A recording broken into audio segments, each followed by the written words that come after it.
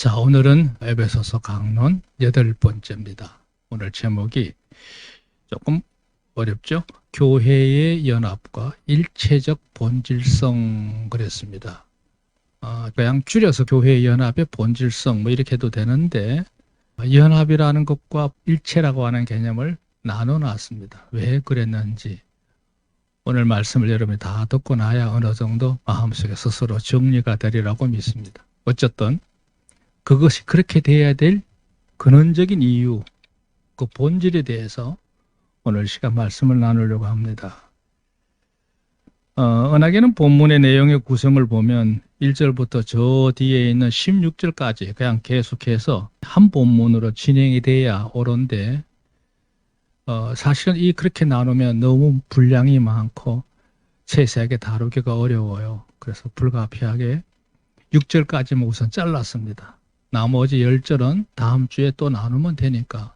누누이 얘기합니다만 에베소서를 전체적으로 나눌 때 6장 가운데 이제 산마루 턱을 지나서 이제 내리막길로 내려간다고 해야 될까요? 절반의 꼭지점 이제 4장으로 들어왔습니다. 1장부터 3장은 하나님의 복음적인 교회, 유대인뿐만 아니라 이방인 누구든지 예수님을 구주로 영접한 자는 교회라고 하는 이 특별한 공동체 안에 한 지체가 돼서 살아가게 되는 그 궁극적인 요소들에 대해서 교리적으로 그 정당성을 설명해 놓은 것이 1장부터 3장의 내용이에요. 이제 이것이 이제 마무리가 되고 이제 4장부터 5장, 6장은 이 교회를 구성하고 있는 성도들이 어떻게 살아가야 되느냐는 보다 실천적인 생활적인 문제를 다루고 있는 그 입구에 지금 우리가 들어와 있는 거예요. 오늘 이 내용을 이미 우리는 다 지난 40년 동안 이 교회 역사와 더불어서 잘 훈련되어 왔지만 영양분을 줄 수 있는 기회가 되기를 주의 이름으로 축원합니다. 아멘. 자, 여기 오늘 주보의 본문 한번 볼까요? 에베소서 전반부 1장부터 3장은 하나님께서 완성하신 구속의 공동체인 교회의 역사성에 대해서 교리적으로 사도의 정의를 내렸던 반면에 그랬어요. 그렇게 진행되어 왔다는 얘기예요. 자, 이제 4장부터 6장에서는 교회 공동체를 이루고 있는 성도들 각 사람이 갖추어야 되는 것, 소위 말해서 내가 몸소 실행해야 될 실천적인 이 덕목의 요소들에 대해서 이제 이거는 교훈적으로 권고하는 내용이라는 얘기죠. 다루고 있다 그랬습니다. 여기 두 번째 문단도 중요한데요. 그리함으로 예수 그리스도로 말미암아 구속함을 받았을 뿐만 아니라 이제 본격적으로 교회 공동체라는 구성을 이루어서 이 세상이 다하는 날까지 하나님의 뜻이 집행되는 새로운 삶을 살아가야 한다. 이게 대전제예요. 여러분이 교회에 오셔서 그냥 예배 드리는 것으로 족하게 생각하지 마시고 하나님께서 이 교회를 통해서 성도들이 연합되기를 원합니다. 그 연합한다는 말은 뭉친다는 뜻이기도 하지만 근데 또 하나가 있어요. 비밀이. 연합만 잘하는 게 아니에요. 주님과 더불어 하나가 되어야 될 줄로 믿습니다. 그 일체입니다. 일체. 우리끼리도 뭉치지만 주님과 일체를 이룰 수 있는 성도가 되는 것. 이게 교회 생활의 궁극적인 목적이에요. 그것이 하나님이 세우신 계획이에요. 그러니까 이 세상이 다하는 날까지 하나님의 뜻이 집행되는 그런 삶을 살아가야 된다는 거예요. 이건 하나님과 일체성을 이루지 않으면 이런 뜻이 교회를 통해서 이루어질 수가 없죠. 있을 수가 없어요. 그러려면 교회는 여기 그랬죠. 남녀노소, 남자, 여자, 연세 드신 분, 어린, 아이에 이르기까지 구별이 없어. 두 번째, 빈부귀천, 가난하고 부하고 또 기인이고 천한 사람, 이거 구분 없어. 지휘고와 세상적인 여러 가지 역할들이 있겠지요. 지휘고와도 있고 인간관계 속에도 있고 필요 없어요. 그 다음에 종족과 체제예요. 이 세상에는요 굉장히 많은 종족이 있답니다. 그래서 제가 조사를 해봤더니 너무 많아서 이 주보에 간주 달아놨죠. 전 세계에 지금 종족이 어느 정도냐 5,000종 이상 된대요. 혈통적으로 그렇게 많답니다. 저도 처음 알았어요. 그리고 나라가 지금 현재 있는 게 공인된 것만 237개의 나라가 있답니다. 이 지구상에. 근데 그런 종족 체제 그거 다 불문하고 하나님의 구원을 완성하신 이 교회 안에는 모두가 다 연합할 수가 있습니다. 차별이 없습니다. 믿으시면 아멘. 그건 언론적인 얘기가 아니고 실제로 그렇게 돼야 되는 거예요. 여기서 무슨 차별이 있을 수 있어요. 우리나라 같은 경우에는 특이하게 지역적인 요소도 있죠. 있을 수가 없는 일이에요. 교회는 오직 두 가지, 우리들끼리 하나가 되는 것, 연합을 이루는 것, 동참하는 것, 협력하는 것, 뭉치는 것, 이게 중요한 거고요. 그런 연합이 주와 더불어 하나가 되는, 일치를 이루는 성도가 되는 게 무엇보다 중요한 줄로 믿습니다. 굉장히 중요한 거죠. 중요한 거예요. 뭐 이런 말씀은 누누이 우리가 나눠도 부족함이 없다고 생각하는데요. 자, 우선 여기 1절부터 3절 내용을 한번 보려고 합니다. 이 중요한 구절이에요. 그래서 오늘 대지를 둘로만 나누었습니다. 1대지가 뭐냐면 교회 연합을 위한 진력이란 말은 뭐예요? 최선을 다해서 온갖 정성을 다해서 열심히 달려가라는 거예요. 진력한다. 앞을 향해서 계속 나가는 힘을 말하는 거예요. 자, 여기 4장 1절에 이렇게 시작합니다. 그러므로, 항상 그러므로라는 말이 참 의미가 있어요. 지난주에도 그래서 이러함으로 이랬는데 여기는 그러므로 그랬어요. 그러므로. 이 무슨 말이냐? 여기 설명해 놨어요. 복음적인 교회의 기원에 대해서 교리적으로 정의를 하면서 그게 1장부터 3장 내용이죠. 이제 그걸 마무리 지었잖아요. 그리고 나서 이제 본론적으로 하고 싶을 기결분비라고 하는데 그쪽으로 들어가는 접속사가 바로 그러므로 해요. 그러므로. 그래야 교회 구성원들이 제대로 된 연합을 이루려고 한다면 다음 항목에 대해서 뜻을 같이 해서 진력해야 한다. 그걸 이제 열거하기 위해서. 그러므로 이렇게 시작합니다. 주 안에서 같이 내가 너희를 구원하노니 그랬어요. 구원하노니. 오늘 성경을 기록했던 헬라어 원문에는 이 구원하노니라는 단어가 여기는 우리 구절에는 중간에 들어가 있는데 원문은 구원하노니라고 하는 파라칼로라는 이 단어가요. 맨 앞에 있어요. 구원하노니 주 안에서 같이 너희에게 바란다. 근데 우리 성경이 번역할 때는 이걸 중간에 뒤로 빼놨어요. 그게 뭔 차이느냐? 여기 설명하겠어요. 이 구원하노니라는 이 파라칼로라는 단어가요. 평범하게 약할 때 쓸 때는 요청한다, 바란다 이런 의미의 단어예요. 근데 이걸 강하게 쓸 때는 어떻게 쓰느냐? 촉구한다, 강력히 요구한다. 이렇게 말을 쓸 때는 어순으로 맨 앞에 들어가는 거예요. 우리는 얘기해도 알겠죠. 사도 바울이 이제 이 에베소 교회를 향해서 이제 권면을 하면서 너에게 이 내용을 강력하게 촉구한다. 그런 강한 명령적인 용어가 바로 원문적으로 볼 때는 맨 앞에 있다는 얘기. 그러니까 지금 자신이 로마 감옥에 있잖아요. 교회에 대한 간절한 마음은 있고 어떻게 가볼 수도 없고 그 교회를 향해서 이렇게 문장의 표현을 통해서 강하게 촉구하는 내용이 바로 이 본문의 순서다. 이렇게 여러분 이해하시면 되겠어요.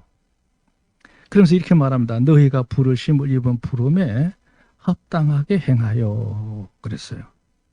이게 이제 본격적으로 어떤 내용을 꺼내기 전에 왜 그렇게 해야 되는지 그런 데 대한 이제 그 배경적인 요소라고 할까요? 그걸 이제 설명하는 모습인데요. 여기 그랬어요. 구속은 우리가 하나님을 먼저 찾은 것에 대한 보상이 아니라 이 중요한 말이에요. 하나님께서 만세 전부터 우리 인간을 구속하시기 위하여 예정하신 경륜을 따라서 우리를 죄인에서 의인으로 사망과 저주에서 생명과 영광으로 우리를 불렀지 않았느냐. 이게 무슨 말이냐면요. 우리가 하나님을 섬기는 것은 단순한 인간적인 종교 행위가 아닙니다. 사람의 필요에 의해서 그저 무엇을 섬기다 보니까 하나님을 섬기게 된 게 아니란 얘기예요. 우리는 하나님께서 이미 세상을 지으시기 전부터 그분의 특별한 구속의 경륜을 따라서 예정하심을 따라서 계획된 데를 따라서 그것이 인류 역사 속에 그대로 하나하나 완성이 돼서 마무리되어진 것을 우리가 선물로 받은, 그러니까 선택의 주체성이 내가 아니라 하나님께서 이미 세우신 계획이었다는 거예요. 그러면 우리가 일반적으로 사람들이 섬기고 있는 종교하고 구분을 지을 수 있어요. 일반적으로 말해 종교는 사람이 찾아가는 겁니다. 근데 우리는 아니에요. 하나님이 우리를 부르셨어요. 하나님 우리를 찾아오셨을 줄 믿으시기 바랍니다. 그러니까 이 신앙의 주체가 우리가 아니에요. 하나님이란 얘기예요. 그 얘기예요. 그러니까 내가 말해오는 거예요. 너에게 권하노니 너희가 부르심을 입은 부름에 합당하게 행하라. 이게 얼마나 엄청난 은혜냐 이 말이죠. 그러니까 인간을 구속하시기와 예정하신 경륜을 따라서 죄인에서 의인으로, 사망과 저주에서 생명과 영광으로 우리를 하나님께서 탈바꿈시킨 거예요. 그 옆에 간주 보면 하나님 우리를 부르신 항목들에 대해서 그냥 순순히 몇 가지만 기록한다면 이렇게 말, 죄에서 우리를 사함받게 해서 의인으로 칭함을 주셨죠. 허물 받아도 우리를 하나님께서 성결한 삶으로 이치를 바꾸셨어요. 어둠에서 빛의 삶으로, 사망에서 영생의 삶으로, 저주에서 영광의 삶으로 우리의 삶을 탈바꿈시킨 줄로 믿습니다. 이게 하나님의 은혜입니다. 하나님의 은혜. 따라서 교회는 인간적인 차원에서 생성되고 운영되는 종교의 단체와는 근원적으로 다르다. 아멘. 이 차별, 이 의미를 잘 알아들으셔야 돼요. 아, 이거는 하나님 안에서 우리가 제대로 된 순복의 삶을 살아가야 하는 거구나. 그걸 일깨우는 말씀이라는 얘기죠. 자, 이렇게만 이제 해놓고 나서 이제 본격적으로 들어가는 내용이에요. 우리가 어떻게 무엇을 진력해야 될 거냐. 그게 이제 2절, 3절이거든요. 자, 2절이 중요합니다. 우선 그거부터 볼게요. 모든 겸손과 온유로 하고 오래 참음으로 사랑 가운데 서로 용답하라 그랬는데요. 여기 우선 세 가지를 잘 보셔야 돼요. 겸손이란 단어가 하나 있고, 두 번째 온유라는 단어가 하나 있고, 오래 참음이란 단어가 하나 있어요. 이게 이제 우리 내면에 가져야 될 믿음의 덕목의 삼위일체예요. 이 겸손이라는 건 뭐예요? 자기가 이루고 있는 어떤 존재성에 대한 가치라고 할까요? 거기에 합당하게 어울리도록 나를 대해달라, 취급해달라고 하는 그 요구를 하지 않는 것. 말을 좀 어렵게 했는데요. 내가 이만한 사람인데 나 이만한 사람으로 대해줘. 그걸 요구하지 않는 거예요, 겸손은. 뿐만 아니라 다른 사람이 나를 못 알아보고 아예 전혀 나를 무시하고 나를 막대해도 내 마음속에 전혀 서운한 마음이 없어. 개의치 않아. 그게 시비 걸 생각이 없어. 그게 겸손한 사람입니다. 두 번째 온유인데요. 내가 상대방을 대했을 때 내 눈에 거슬리는 것도 있고 어떤 약점이나 불안전함이나 뭐 이런 것들이 다 있잖아요. 그럴지라도 내 마음에 넉넉히 포용하는 자세, 받아주는 자세, 이게 온유입니다. 부드러운 거죠. 따뜻한 거예요. 오늘 주부에도 그 얘기를 했어요. 은행의 태도가 따뜻하고 온순해야 하며 그랬어요.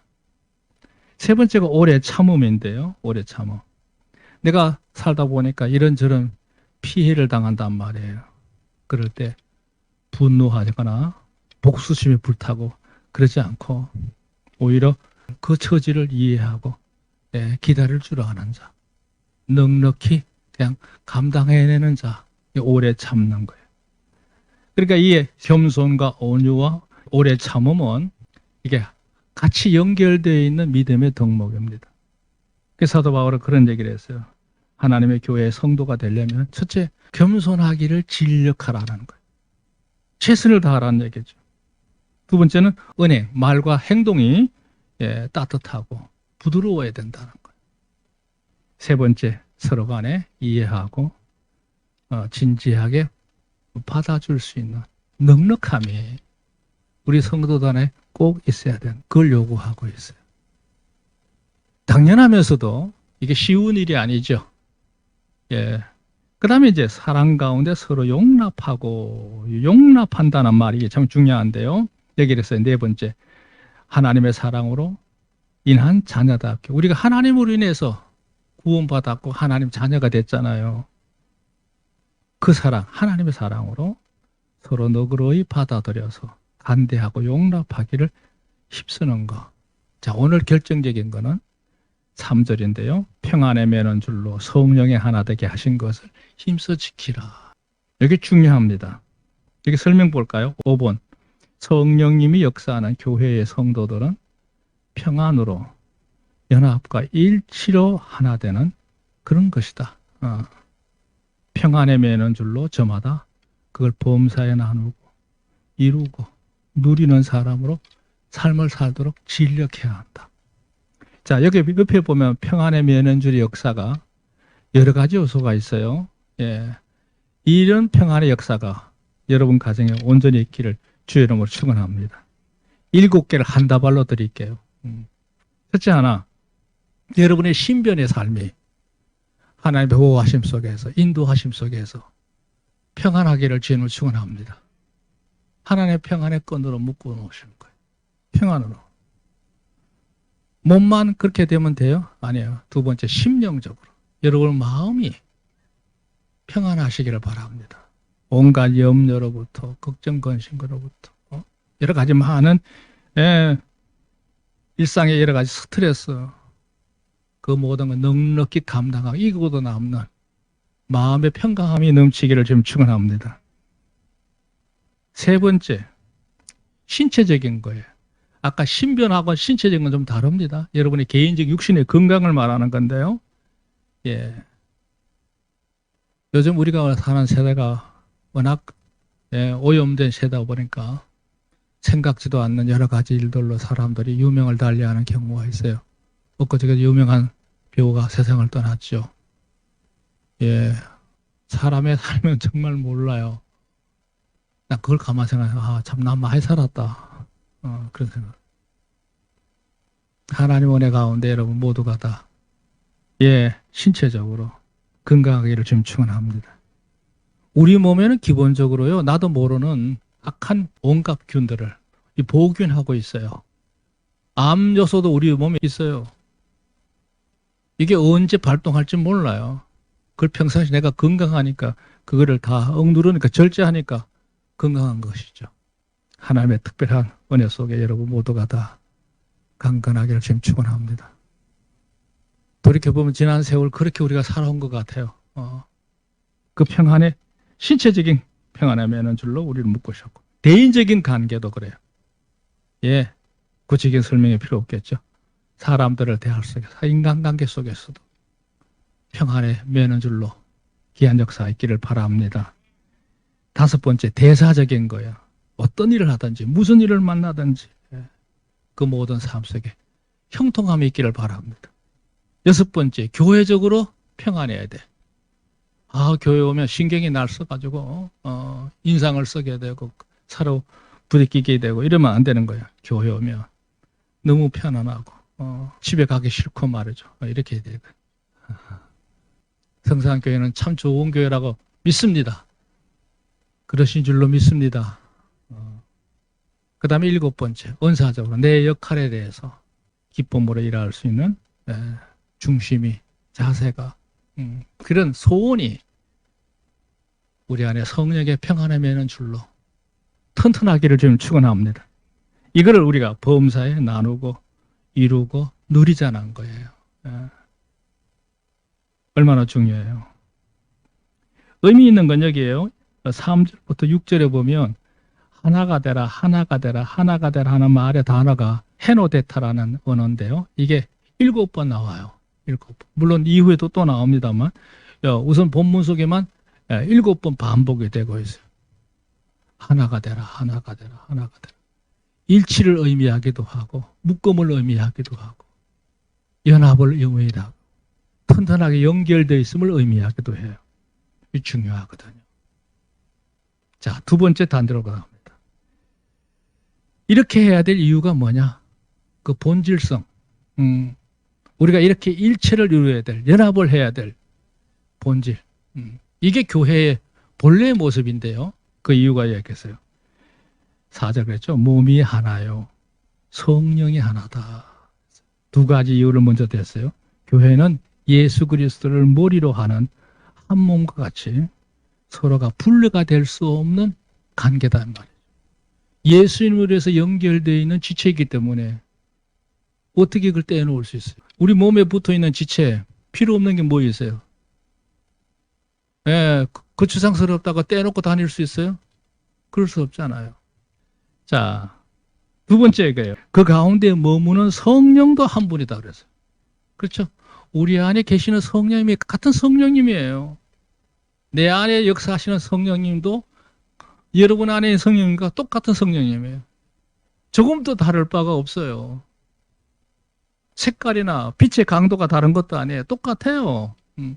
한 성령님에 의해서 뭉쳐진 공동체란 말이에요. 이와 같이 너희가 부르심의 한 소망에서 부르심을 입었느니라. 이거 중요한 말이죠. 예, 한 소망 가운데 영원한 나라를 사모하는 게 그렇잖아요. 예, 우리의 목적지가 똑같죠.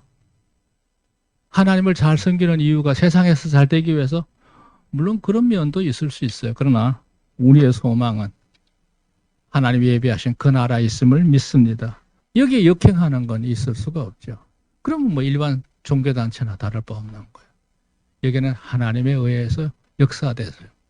신령한 은혜의 공동체임을 믿습니다. 신령한 은혜의 공동체는 하나님의 교회밖에 없어요. 그걸 아셔야 돼요. 그 다음에 네 번째, 주도 하나요. 주, 여기 임금주자를 썼는데요. 믿음도 하나고 침례도 하나다 그랬어요. 예수님이 둘이 될 수 없다 이런 표현을 제가 썼는데요. 그렇죠. 내 마음대로 예수님을 섬기는 게 아니에요.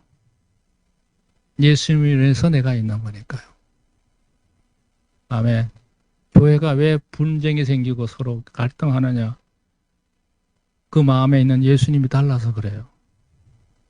예수님만 바라보면 괜찮은데 예수님은 그냥 형상만 있고 실제는 내가 속에서 군림하는 역사가 일어나게 되면 예수님이 두 분이 되는 거예요. 내 편의를 따라 있는 존재의 예수님이 되어버리면 안 돼요. 따라합시다. 예수님은 오직 한 분이시다.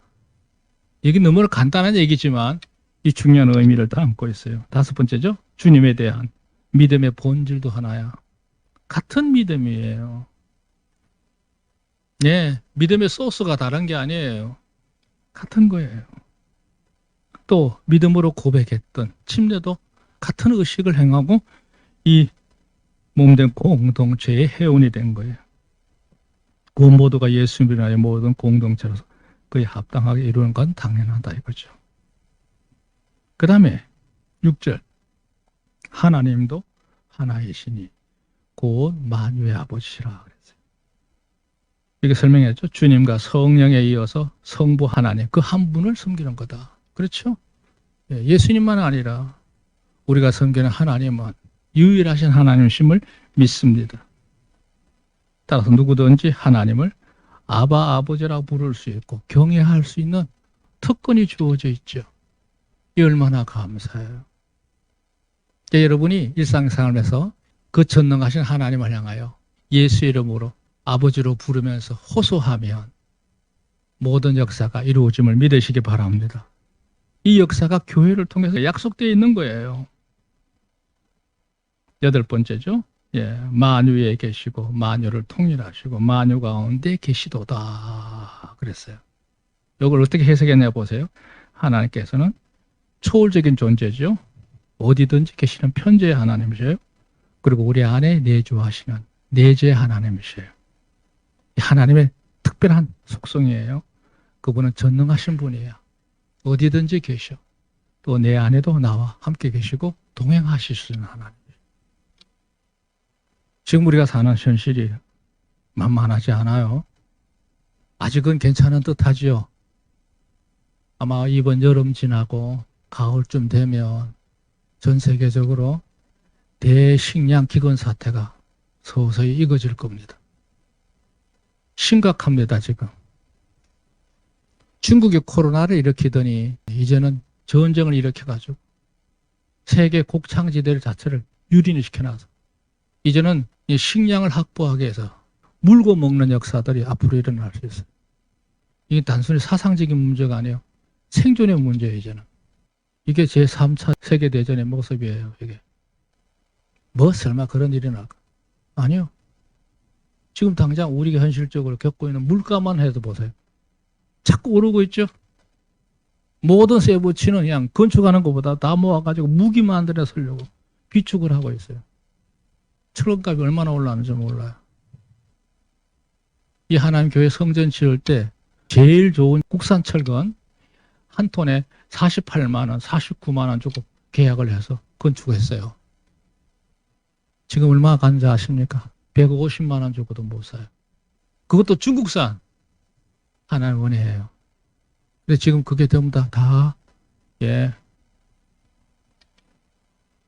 각 나라들이 치열하게 철근을 확보하려고 해서 무기 만들려고. 살아야 되니까. 그런 시대로 돌아가고 있어요. 보통 세상이 아니에요. 이런 세상 속에 우리가 하나님의 은혜를 덧입고 산다는 거. 하여튼 이 세상에 어떤 모습을 흘러가는지 모르지만 하나님의 특별한 은혜 보호 속에 우리 모든 성도들이 보호되기를 지금 축원합니다. 자, 그래서 따라서 세상의 모든 것이 그분에 의해서 창조되었고 또 지금까지 그분이 모든 것을 다 주관하시고 다스린다는 얘기예요. 그리고 모든 것을 섭리하신 가운데 지금까지 인류 역사가 흘러왔어요. 여기 중요해요. 우리의 거듭난 영혼 속에 우리 일생간에 그 하나님께서 늘 동행하셔서 내재하셔서 여러분의 모든 범사를 온전히 아름답게 복되게 섭리한 역사가 있기를 주의 이름으로 축원합니다. 자, 오늘 얘기를 마무리합니다. 우리가 주님 앞에서 이렇게 성산교회 한 일원이 돼서 한 식구가 된 거는 그냥 우연히 모이다 보니까 모인 게 아니에요. 하나님의 부름을 받아 여러분이 택함을 받았고 구원받은 백성이 되었고 이 사랑하는 성산재단이라고 하는 연합체 속에 우리를 한데로 묶어 주셨기 때문에 이런 은혜의 집합체를 이룰 수 있는 거예요. 우리가 서로 사랑하고 아끼고 연합해서 또 우리끼리도 하나가 되지만 하나님 평하나 매는 줄로 하나님의 사한 역사가 우리 생각에서 온전히 이루어지는 일체 역사가 있기를 주의 이름으로 축원합니다. 하나님 축복이 함께 하실 줄로 믿습니다.